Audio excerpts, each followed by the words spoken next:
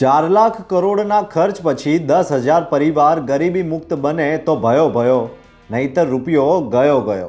તેને એક યોગાનું યોગ જ કહી શકાય કે ગુજરાતનું વર્ષ 2026-27નું બજેટ છે 4 લાખ કરોડ અને તેની ઉપર 8 લાખ રૂપિયાનું. તો ગુજરાતનું જાહેર દેવું છે તેનાથી એક ડગલું આગળ વધીને 4 લાખ કરોડ અને 30 લાખ સુધી પહોંચી ગયું છે.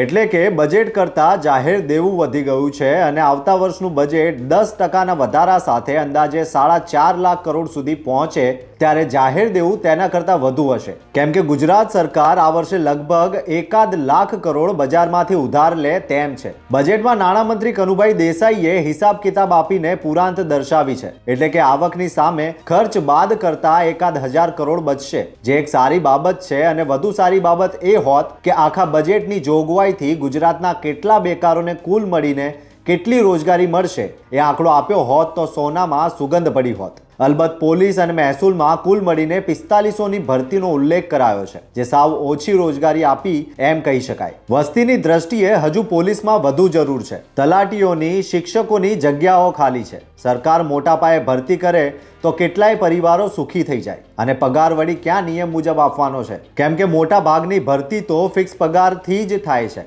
રોજગારીના આંકડાની સાથે સરકાર છેલ્લા 1 વર્ષમાં કેટલા પરિવારોને ગરીબી રેખાની બહાર લાવી શકી તેના આંકડા આપવા જોઈતા હતા. 4 લાખ કરોડના ખર્ચ પછી 10,000 પરિવારો ગરીબી મુક્ત બને તો ભયો ભયો, નહીતર રૂપિયો ગયો ગયો. અને લોકો કહેશે, હે ભાજપા ગજબ ભયો. ધન્યવાદ.